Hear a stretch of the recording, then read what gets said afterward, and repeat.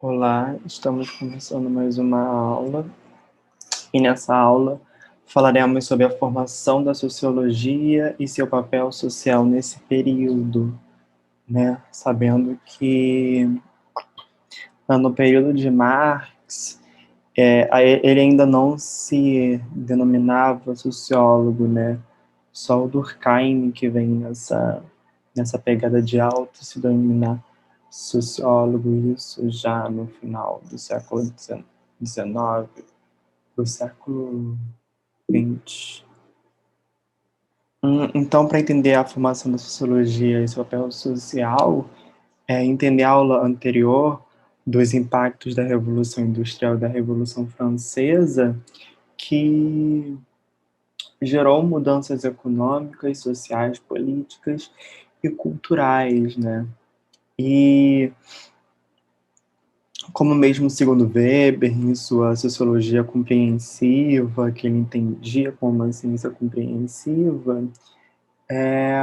sentia essa necessidade de entender como que aquelas mudanças nas relações sociais, com a construção de máquinas, com a divisão de trabalho, com o processo de racionalização, com a instauração e o surgimento de uma mentalidade monetária, o dinheiro, processos como globalização e milhares de processos que a modernidade, junto com o iluminismo, a Revolução Francesa, a máquina, né, de manufatura para industrial, de manufatura para maquinofatura, né, com a Revolução Industrial. Então, a gente se vê uma ascensão do sistema e da sociedade capitalista e a necessidade de entendê-la e estabilizá-la, né? Nem todos vão ter essa intenção de estabilizar. O Weber mesmo fala que a sociologia é por meios, não por fins, mas, por exemplo, pensadores como Marx deixa claro a sua vontade de estabilizar, de querer alguma coisa boa, né, de concentrar não só nos meios, mas nos fins. E então a maioria desses sociólogos buscavam na sociologia para intervir na sociedade de modo a estabelecer a ordem. E além da ordem também, entender as relações e por meio delas, né, criar novas relações, novas mentalidades que vão voltar com o pensamento subjetivo, né, explorar mais a subjetividade das pessoas e explorar mais a liberdade, as condições de vida e, ao mesmo tempo, uma ordem social, né? Então,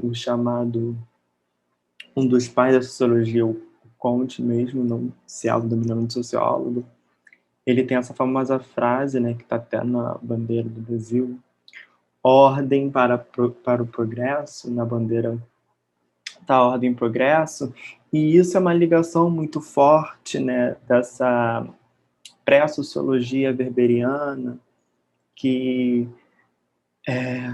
buscava pelo positivismo, ainda é um pensamento muito vinculado ao iluminismo, a essa filosofia da história, como eu já tinha falado, que uma noção de progresso, a partir da racionalidade, você tem um progresso, e o enfim seria a ordem.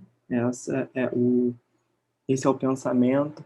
Enquanto Durkheim, você tem a questão de normalidade e anomalia social, que vocês vão ver mais futuramente, mas falando um pouco da anomia social,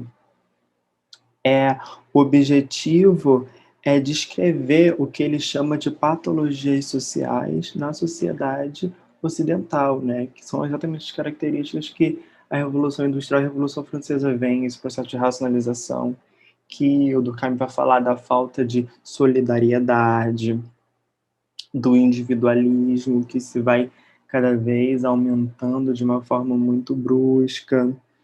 Então, são essas características que você vem do Durkheim que eles vêm trazendo cada vez mais para pensar o mundo social e as transformações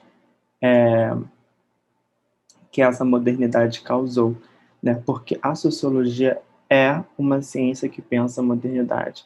Eles resgatam um pouco a pré-modernidade para poder fazer uma comparação, né?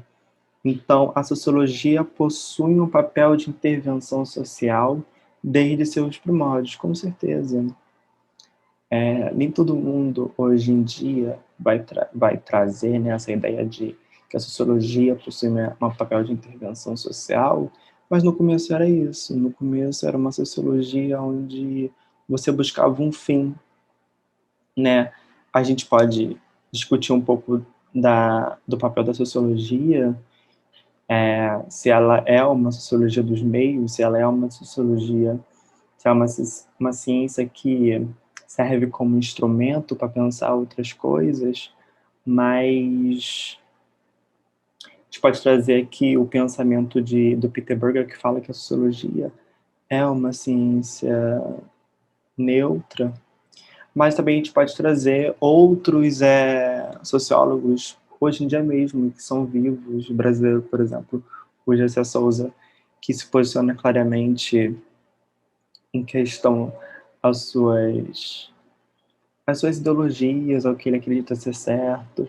Então tem uma discussão muito grande, mas nos seus primórdios, sim, encontrava uma ordem, encontrava um objetivo, encontrava, no caso de Marx, a revolução como um fim da sociologia, então, como um fim ideal, né, para se estudar sociologia. Então, é isso. Espero que vocês tenham gostado.